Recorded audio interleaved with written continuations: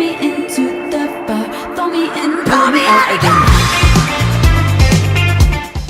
What's up, zealots? What's up, world? Wesley Lindsay here, and today I want to talk about potentially the biggest emo banger that came out of the 2000s boom. One of my most favorite songs of all time, Misery Business by Paramore.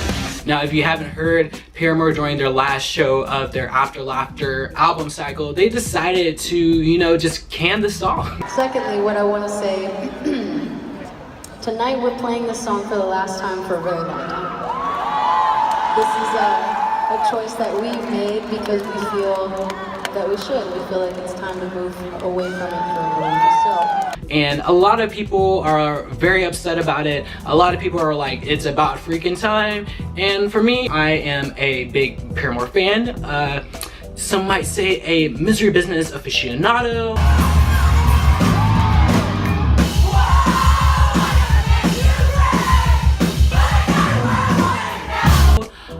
But I just want to give my little 2 cents about the whole ordeal and how I feel about it.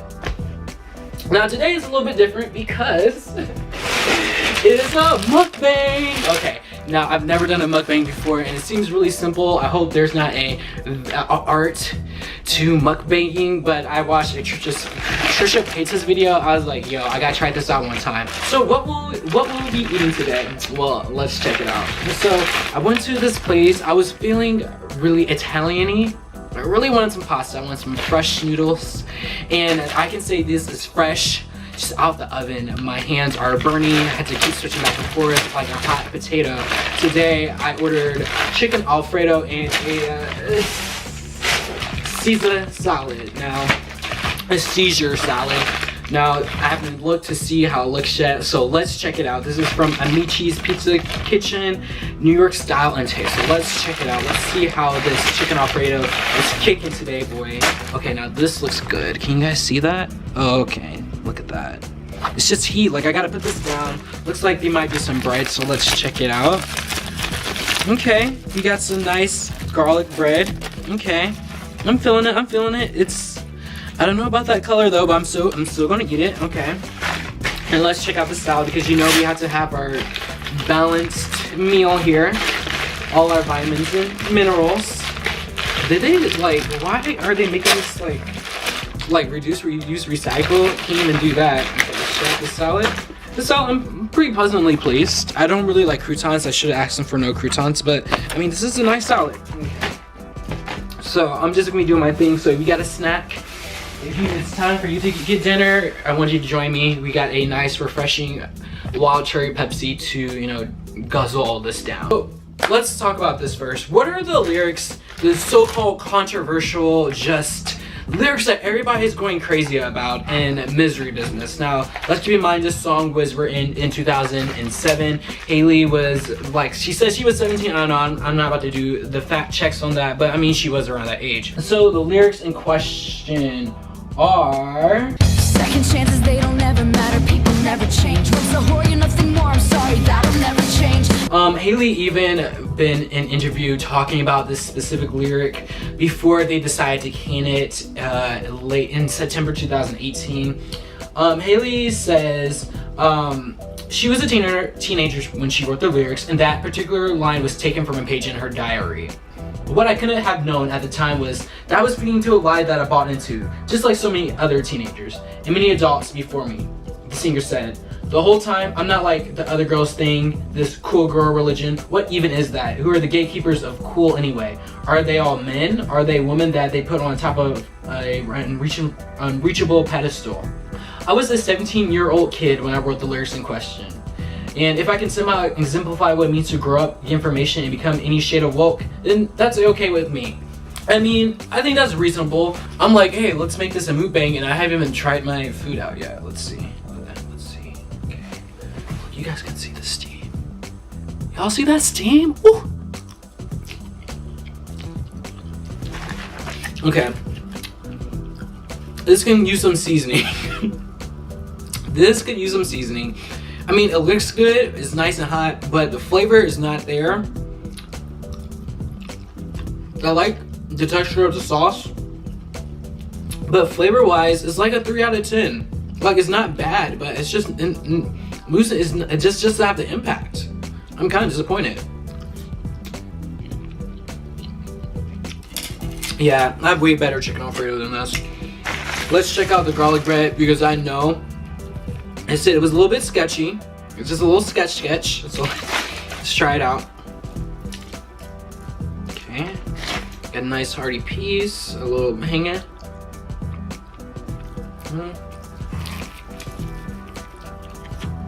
I mean, garlic bread's cool or whatever. It's not bad. What about napkins? Yeah, this meal so far, 5 out of 10. It's not like the best. I mean, it's satisfactory, but I have way better chicken Alfredo than this.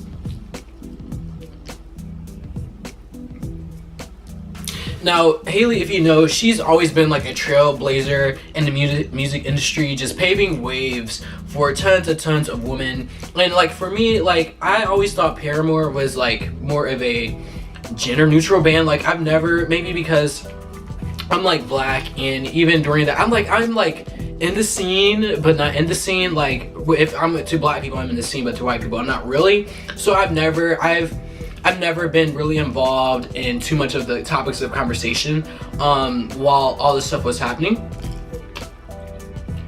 So to me, I thought Paramore was just a band. I never thought too heavily about if Haley was a girl or not. I just always thought they were rad. Like I just love their music. Like to me it never really mattered. But I definitely see how she can represent a lot to a lot of women. Time period, and even now, because I mean, look, I'm a guy, a completely different race than all of Paramore, and I obviously understand their impact and what they do. Like, come on. Now, I think the whole controversy, I'm not gonna lie, I think is pretty ridiculous. I just like, I've seen the internet, and I know people, and I've gotten backlash. Like I know the internet, and I feel like the internet, they like whenever they see that somebody's getting like tons of love or whatever, they try to find a reason to like kind of tear you down. Now, whether if this is anti-feminist or whatever, honestly I don't know. It doesn't really pertain too much to me because like I said, I'm a man, so like if whether it doesn't directly impact me.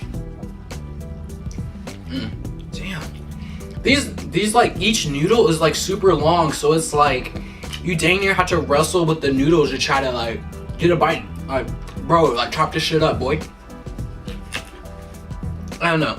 I think it's kind of ridiculous, and for us to be like, for people to be getting mad about, you know, Haley 10 years ago calling somebody a whore in a song is like ridiculous. And honestly, and I just think the whole Misery business, if you think about the song, if you watch the music video, and I think this has always been apparent to me, like even before I really knew Paramore and stuff like that, like this song was obviously over dramatization. Like this song, like the music video is very theatric. Like obviously that, like Haley in the music video and Haley in real life even 10 years ago is not her. Like obviously they're playing, like if it was like a movie, obviously they're playing the role as in like you have this like in Mean Girls or something. Like they're obviously over traumatizing it and just making it more dramatic for the sense of the song. So for people to be like calling one part of a song anti-feminist when the song is meant to be dramatic and catty and whatever, it's just really ridiculous. And for me, like, because I'm a guy and I guess the song is about like stealing some girl's boyfriend or something like that, but for me it's like even with that particular lyric or the song in general, it's never been, I don't know, I've just haven't, like for me, for Paramore songs, if it doesn't directly relate to me, I think everybody interprets songs differently. And for me with Misery Business, this song to me is not about stealing some guy's girl or some girl's guy, whatever genders you want to intertwine, genders or non-genders you want to put in there. But for me, the song is about like sticking to your morals and coming out the victor at the end of it, you know? So if you look at the lyrics, okay, so the song is about, I'm in the business of misery, blah, blah, blah, blah. And she's talking about how she's waited all this time for this guy, the guy she wants to like break up with this girl so Haley can swoop in and get the guy. and she's talking about how she's waited all this time, and how she's like mocking the girl, like, hey, I got the last laugh. And even with this song, once a whore you're nothing more, I'm sorry, that will never change. And for me, it's like, I think the song, and I've related to so many things or so many opportunities where people have thought, you know, I've been an underdog, or like opportunities were not given to me. And for me, I'm like, okay, bitch, I'm gonna show you. Like, I'm gonna turn up on you and I'm gonna get revenge. I'm gonna get my last laugh and I'm going to be the victor in the end. And for me, like, with the song Once a Whore You're Nothing More, and she's talking about how this girl, like, there's a million other girls just like you, looking as innocent as possible to get to who they want. It's easy if you do right. And it's like, Haley's like, yo, I'm not gonna sacrifice my morals and values to get the end goal. And for me, that's what it's always been about. Like, for me, Misery Business has always been, it's not about like being revengeful or petty. And for me, I guess it's revengeful in the way as in, you know what, I'm going to stick to my morals and values and I'm still going to beat you at the very end. So I was like, maybe that's how I interpret it. I've always interpreted it like that, so I've never really got the whole catty, like, mean girl-esque vibe to it. But to me, like, number one, the song has always been over dramatization. It's all the characters are exaggerated. That's never, like, even 10 years ago, Haley was never like that. It's like, it's just, think about it as like an over dramatized piece of art.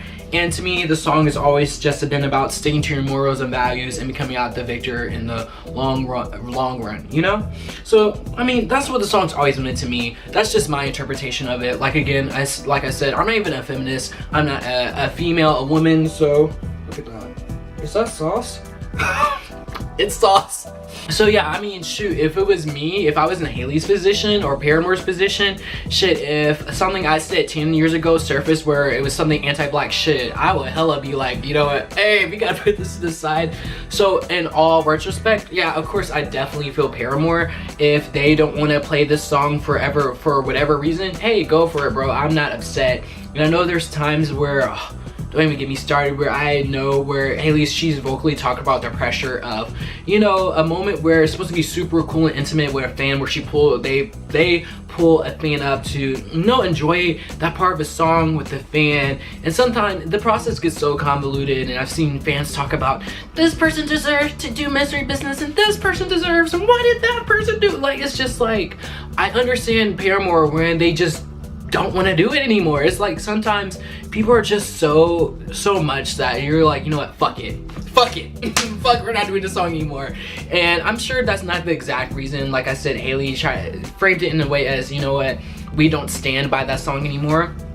I'm like, shit, you know what, like, even if you want to swap out the lyrics, let's do that, bro, because Misery Business is a banger, bro. Like, there's never gonna be a moment where that song comes on, I'm not gonna go 0 to 100, bro. Like, anti-feminist or not, that song is my song. But anyways, I want to know your guys' opinion on this song. Do you think I mean, it's not even a matter of being right or wrong. It's just like, just let me know what you think.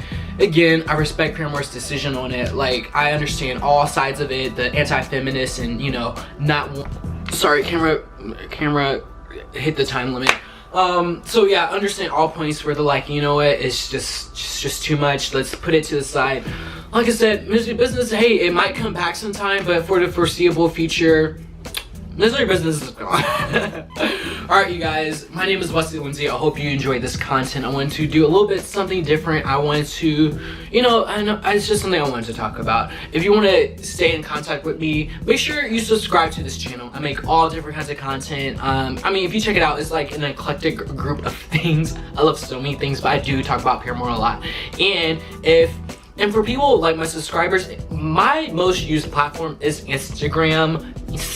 I said this so weird, but I post a lot of Instagram stories. It's usually things I do throughout the day and just miscellaneous things. So I know on YouTube I've not been uploading as much as I should. I know, I'm sorry. But if you want to stay in contact with me, just make sure you follow me on Instagram. Check out my stories, like my posts. If you message me, I always respond back. I mean, that's the easiest way to contact me. Alright, you guys, hope you enjoyed this video. I'm gonna eat the rest of my very subpar chicken Alfredo in the salad, and have a nice day, I guess. Bye.